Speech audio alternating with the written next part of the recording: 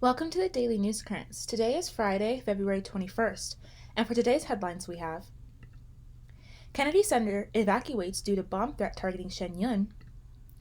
Amazon has acquired creative control of the James Bond franchise. Senate confirms Patel as next FBI director. Judge orders Mississippi newspaper to remove editorial alarming press advocates. Trump administration abruptly clears out migrants and sent to Guantanamo. Kennedy Center evacuates due to bomb threat targeting Shenyun. The John F. Kennedy Center for Performing Arts has been evacuated following a bomb threat called in Thursday morning. A spokesperson for the Kennedy Center says that the threat targeted Shenyun, a touring dance troupe that is banned in China because it is associated with the religious group Falun Gong. The group runs the theater at the center for its performances. The Kennedy Center said security acted swiftly following existing protocols. Officer L. Lepe, a spokesperson with the Metropolitan Police Department, confirmed the bomb threat was called in this morning. U.S. Park Police is investigating with assistance from the Metropolitan Police Department's Explosive Ordnance Disposal Unit. Amazon has acquired creative control of the James Bond franchise. You may know secret agent James Bond is a sophisticated, smooth-talking, martini-drinking womanizer, but did you know that he has been controlled by the Broccoli family all along? No, this isn't some strange vegetable-related plotline from one of the movies. The series creator and producer, Albert Cubby Broccoli, launched the James Bond film series over 60 years ago and later passed the franchise down to his daughter, Barbara Broccoli, and stepson, Michael G. Wilson, in the mid-90s. Since then, this duo has led all aspects of Bond until this week. 3 things to know. The Bond franchise was originally owned by MGM Studios, which was acquired by Amazon in 2022. At that time, Wilson and Broccoli said they would retain creative control of the films through their own production company, Eon. But this week, the pair released a joint statement with Amazon, announcing they'd be stepping down from their creative roles and allowing the new home of the Bond franchise to take the lead. The latest film in the series, No Time to Die, was released in 2021 and earned nearly $800 million at the global box office. This film also marked Daniel Craig's final performance in his iconic role as James Bond in the 2010s. According to Amazon CEO Jeff Bezos on social media, the search for the next 007 is currently underway.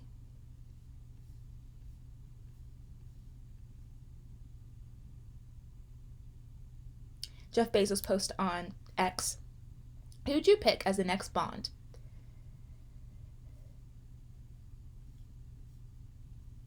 Film in the age of streaming. NPR's Jacqueline Diaz reported in 2022 on how to deal like Amazon MGM merger might impact the future of film and beloved franchise like James Bond.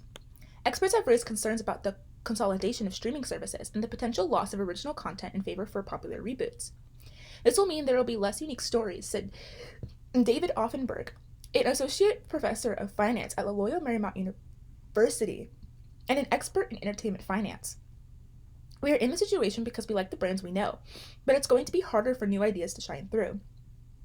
The Bond films, inspired by Ian Fleming's novels, have grossed over $7 billion at the global box office in the past 6 decades, making it one of the most successful franchises of all time. No announcements have been made regarding the timeline for the next film. Senate confirms Patel as next FBI director. The vote puts Kash Patel in charge of the country's premier law enforcement agency.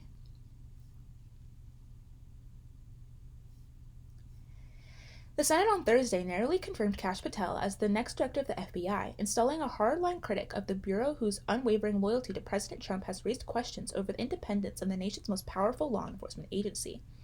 The 51-49 vote, with 2 Republican defections, means that Mr. Patel will now oversee the vast surveillance and investigative powers of the FBI, whose mission is seeking out the truth even if it angers the president.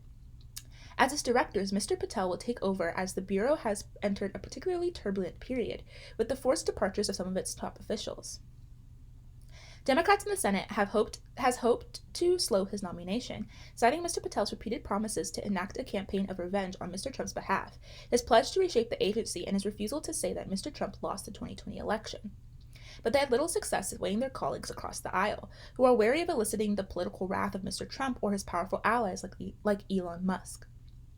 This month, Senator Richard J. Durbin of Illinois, the top Democrat on the Judiciary Committee, accused Mr. Patel of improperly directing a slew of forced departures at the Bureau without having been confirmed as its leader. Mr. Durbin added on Thursday that Mr. Patel's apparent involvement stood at odds with his claim during the hearing that he was unaware of any political retribution at the FBI that was unfolding as he testified. Mr. Patel's financial disclosures also raised eyebrows, but none of those concerns substantially shifted his support, allowing him to essentially glide through the confirmation process. In the end, 2 Republicans opposed Mr. Patel's nomination, Senator Lisa Murkowski, a centrist from Alaska, and Senator Susan Collins of Maine. Ms. Collins pointed out to a recent upheaval across the Justice Department, including the FBI. There's a compelling need for an FBI director who is decidedly apolitical, she said in a statement released before the vote. While Mr. Patel has had 16 years of dedicated public service, his time over the past 4 years has been characterized by high-profile and aggressive political activity. On the floor, Senator John Thune, Republican of South Dakota and the majority leader, praised Mr. Patel, saying he looked forward to working with him to restore the integrity of the FBI and get it focused on its critical mission. At Mr. Patel's confirmation hearing last month, Democratic senators pressed him about incendiary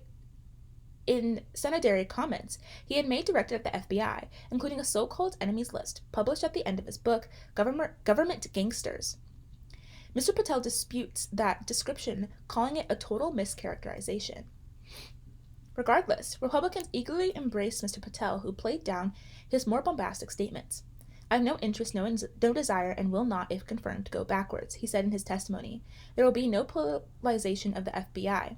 There will be no retributive actions taken by any FBI should I be confirmed as the FBI director. He later promised there should be no politics in the FBI. In an earlier era, Mr. Patel would have trouble surviving the confirmation process, but Mr. Trump and his loyalists see him as a disruptor who will weed out supposed anti-conservative bias and shake up the Bureau's culture. Their hostility towards the agency stems largely from the investigations it opened into Mr. Trump, including his 2016 presidential campaign and his potential ties to Russia, his handling of classified documents after he left office, and his effort to overturn the results of the 2020 election. Mr. Patel had repeatedly cast aspersions on the Russian investigation to portray the inquiry as politically motivated. He has falsely described the facts and circumstances by which the FBI decided to open it. Mr. Patel's confirmation comes as deep anxiety has rippled across the FBI, with the Trump administration moving swiftly to impose its will on the agency. Since Mr. Trump took office, his appointees have forced out several FBI executives and demanded a list of employees who worked on the investigations into the January 6, 2021 attack on the Capitol. Emil Bove III, the department's interim number 2, has already clashed with the Bureau's acting director and deputy, accusing them of insubordination for refusing to turn over names of FBI personnel whom it may fear could be fired for simply investigating violations of federal law. Even as Mr. Patel vowed during his hearing that his tenure would not be guided by politics, the Justice Department has dismissed a wave of prosecutors who worked on cases involving Mr. Trump or the January 6 attack, and established a so-called weaponization working group. Mr. Bove's demand that the Justice Department move to drop charges against Mayor Eric Adams of New York because the case hindered Mr. Adams' cooperation on immigration prompted at least 7 career prosecutors to resign last week. An early signal of how closely Mr. Patel will stick to his promises, agents believe, is whether he permanently installs the acting deputy director, Robert Kissane, and allows the acting director, Brian Driscoll, to return to New York, where he ran the field office. If Mr. Patel ousts both men, he's likely to fuel further suspicion that he will act as an extension of the White House. As the 9th director of the FBI, Mr. Patel would oversee a vast global operation of about 38,000 employees, with a proposed 2025 fiscal budget of more than $11 billion. In leading the agency, he would be asked to protect the country from terrorism, dangerous criminals, and political corruption, along with the threats posed by global rivals like China and Russia. A former trial lawyer with the Justice Department National Security Division, Mr. Patel worked as a congressional investigator and then bounced around national security jobs in quick succession in the previous Trump administration, including serving as a senior director for counterterrorism at the National Security Council. Given his relative lack of experience, Mr. Patel has hoped to lean on a group of former agents who were brought to the FBI to form the director's advisory team, but that group has already shrunk. 2 of them, former senior executives, have bailed on Mr. Patel because of the upheaval. Former officials said the advisory team had been gathering information about accountability, information technology, organizational structure, and leadership selection. 2 members, Gregory Menser and Tom Ferguson, were former supervisory agents, but never held senior positions or ran significant parts of the organization. Another former agent, Michael Clark, was believed at one point to be joining the team, former officials said. Mr. Clark was the lead FBI agent in the 2012 attack on a diplomatic compound and CIA annex in Benghazi, Libya, that killed 4 Americans. Mr. Patel worked on the Benghazi investigation as he served as a prosecutor for the Justice Department. More recently, a young special agent from Seattle has joined the advisory team, former and current members said. That agent worked in the White House and as a staff member on the National Security Council in Mr. Trump's first term. A Facebook post showed him at the Oval Office, greeting and flanking Mr. Trump, who sat at the Resolute desk, his hands clasped. Mr. Patel has also embraced politics in an extraordinary departure from the post-Watergate era, when nominees sought to be seen as politically neutral. In a lengthy questionnaire completed before his confirmation hearing, Mr. Patel acknowledged that he had served as a surrogate for Mr. Trump's re-election campaign for about 2 years. Andrew G. McCabe, the former FBI deputy director, drew outrage among former and current FBI agents as well as Republicans for being photographed wearing a t-shirt supporting his wife's campaign when she ran unsuccessfully for a seat in the Virginia state legislature in 2015. Indeed, Jeff Sessions, Mr. Trump's first attorney general, brandished the picture using Mr. McCabe's interview to succeed James B. Comey as FBI director after he had been fired. Mr. Sessions insisted the image was potentially disqualifying. Mr. Patel's predecessor, Christopher A. Wray, shunned politics, seeking to avoid even the perception of bias. Mr. Wray never met alone with either Mr. Trump or President Biden, in part to fend off accusations that he was doing the bidding of the White House. Judge orders Mississippi newspaper to remove editorial alarming press advocates. The owner of the Clarksdale Press Register said he planned to challenge a judge order against an editorial that criticized city officials.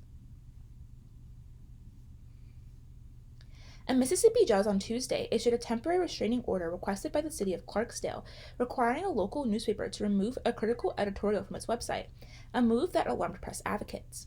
By Wednesday, the newspaper, the Clarksdale Press Register, had removed the editorial from its website, but Wyatt Emmerich, the president of Emmerich Newspapers, which owns the Press Register, said he planned to challenge the judge's order at the hearing next week. I've been in this business for 5 decades, and I've never seen anything quite like this, Mr. Emmerich said in an interview, adding that the judge has targeted an editorial that is pretty plain vanilla, criticizing the city council for not sending out the appropriate notices. The Press Register, which dates back to 1865 and serves about 7,750 readers, published its editorial on the website on February 8th under the headline, Secrecy, Deception, Erode Public Trust. The editorial criticized officials in Clarksdale, a city of about 14,000 residents near the Arkansas border, and what it said was their failure to notify the news media before they held a special meeting on February 4th, where they approved a resolution asking the Mississippi legislature to impose a 2% tax on alcohol, marijuana, and tobacco. This newspaper was never notified, the editorial read. We know of no other media organization that was notified. The editorial also questioned city officials' interest in the resolution. Have commissioners or the mayor gotten kickback from the community, it asked? Until Tuesday, we had not heard of any. Maybe they just want a few nights in Jackson to lobby for this idea at public expense. Clarksdale Board of Mayor and Commissioners voted on February 13th to sue the newspaper for libel, saying the city clerk had created a public notice for the February 4th board meeting but forgot to email a copy of it to Floyd Ingram, the editor and publisher of the Press Register, as she usually does. After the meeting, Mr. Ingram went to the clerk's office, where the clerk apologized for not sending him the notice and gave him a copy of it and the resolution that had been approved, city officials said. In their lawsuit against the Press Register, city officials said that efforts by the mayor, Chuck Espy, to lobby for the tax proposal in Jackson, the state capital, had been chilled and hindered due to the libelous assertions and statements by Mr. Ingram. On Tuesday, Judge Crystal Wise Martin of the Chancery Court of Hinds County, Mississippi, granted the city's request for a temporary restraining order and told the newspaper to remove the editorial from its online portals and to make it inaccessible to the public. The injury in this case is defamation against public figures, though actual malice and reckless disregard of the truth and interferes with their legitimate function to advocate for legislation they believe would help them municipality during this current legislative cycle, Judge Martin wrote. Mr. Ingram referred questions on Wednesday to Emmerich newspapers. Mr. Emmerich said the editorial was clearly free speech, protected by the Constitution. I don't know how they can argue that a critical editorial is interfering with their business in the country that has a First Amendment that protects our right to criticize the government, he said. That's the very idea of what an editorial in a newspaper does. The city's lawsuit was part of what Mr. Emmerich described as an ongoing feud between the press register and Mr. Espy. He said that the newspaper had irked the mayor and other officials by reporting on their increased compensation and other issues, and that they've been at us ever since. Mr. Espy, a Democrat, said that the increased compensation had nothing to do with the city's lawsuit against the newspaper and that it's malicious lies. He said that the city had threatened to sue the newspaper in the past, forcing it to retract an article. The only thing we're asking for in city government is to simply write the truth, good or bad, Mr. Espy said, and I'm very thankful that the judge agreed to impose a TRO against a rogue newspaper that insisted on telling lies against the municipality. Adam Steinbaugh, a lawyer at the Foundation of Individual Rights and Expression, which supports free speech, criticized the city's lawsuit, writing on social media that it was wildly unconstitutional.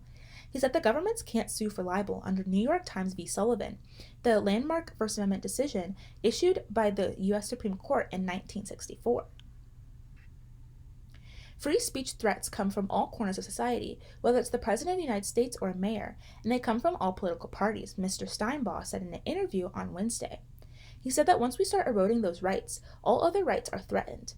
Lane Bruce, executive director of the Mississippi Press Association, said he supported the press register's right to publish the editorial in its effort to challenge the judge's order. This is a rather astounding order, he said, and we feel it's egregious and chilling that it clearly runs afoul of the First Amendment.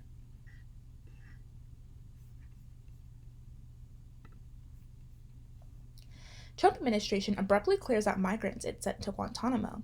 A transfer operation on Thursday repatriated 177 Venezuelans via a handoff in Honduras, while one migrant was brought back to U.S. soil. The Trump administration on Thursday transferred all of the Venezuelan migrants it had brought to the U.S. military base at Guantanamo Bay, Cuba, suddenly emptying a detention operation that had just as abruptly started this month. 2 passenger planes operated by Global X, a charter aircraft company, flew to the naval base on Thursday morning and shuttled most of the migrants to an airfield in Honduras. They were to then be put aboard a Venezuelan plane for repatriation. Tricia McLaughlin, a spokeswoman for the Homeland Security Department, said 177 migrants had been transferred to Venezuelan custody and one had been brought back to an immigration facility in the United States. In a declaration filed in a court earlier on Thursday, an Immigration and Customs Enforcement official had said 178 Venezuelans were at the base. It was unclear whether the administration intended to send additional migrants to the base. The transfers cleared out the migrants at a time when the operation had raised numerous questions about whether the government had legitimate legal authority to take people from ICE facilities in the United States to a base in Cuba for continued detention. Immigrant rights lawyers have gone to court seeking access to the migrants, and rights groups have been expected to file a broader charge for the Trump administration policy. It's a way to avoid litigation from gaining traction, said Harold Hongju Ko, a Yale Law School professor who worked as a lawyer in the State Department during the Obama administration, has long been involved in litigation over detainees at Guantanamo. He added, "Possession is 9/10 of the law." The turnover took place at the Santo Cano Air Base, where the U.S. Military Southern Command has maintained a presence for decades, a statement from Honduras said. The Honduran government said it was facilitating the transfer for what it described as humanitarian reasons. On January 29th, Mr. Trump directed the U.S. military and the Homeland Security Department to prepare to expand a migrant operations center at Guantanamo Bay, saying it would provide additional detention space for high-priority criminal aliens unlawfully present in the United States. The military began transporting migrants to the base on near-daily flights from an immigration site in El Paso, starting on February 4th. In announcing the first transfer flight, the Pentagon cast the operation as a temporary measure to secure the migrants until they can be transported to their country of origin or other appropriate destination. All the migrants taken to Guantanamo to date have been citizens of Venezuela. It has been difficult to deport people to the country because of the breakdown in relations between its authoritarian government and the United States. But a Trump advisor, Richard Grenell, visited Venezuela in late January and appeared to achieve a diplomatic breakthrough, which included an agreement that Venezuela would resume accepting deportees. On February 10th, Venezuela sent 2 planes to El Paso to pick up about 190 of its citizens, whom the Homeland Security Department described as under final deportation orders. As the flights resumed, it has not been clear why some Venezuelans were taken to Guantanamo. Trump administration officials had initially portrayed the migrants taken to Venezuela as members of the Tren de Aragua gang, which the State Department included on a list of transnational cartels and gangs the administration designed as foreign terrorist organizations on Tuesday. Designated. But it is not clear whether that is true for any of the migrants. Congressional staff were told in a briefing that the only actual criteria to be sent to the base is being Venezuelan with the final removal order. As of Wednesday, Ms. McLaughlin, the Homeland Security spokeswoman, had said simply that ICE was using Guantanamo to house detainees subject to final orders of removal. She also referred to them as final order aliens. In a lawsuit seeking legal access to the migrants, the government told a court that it had allowed 3 men named in the suit to call lawyers on Monday, and that preliminary access procedures had been developed for others at the facility. But the Justice Department also urged a judge not to require broader access, arguing that the migrants had only limited rights as immigration detainees with final orders of removal, who are staged for final transfer in the midst of a removal operation. The Trump administration has raised the possibility of eventually housing tens of thousands of migrants at the base. With the future of the policy unclear, Lee Gellerant of the American Civil Liberties Union, the lead lawyer for the immigrants' rights group seeking access to migrants at Guantanamo, said the flight was far from over. The government saying we can now have access to the detainees only after they've moved them is perplexing at best, he said. If the government is trying to make the lawsuit moot, he added, they will not succeed. That is all for today. Thank you so much for listening. Goodbye.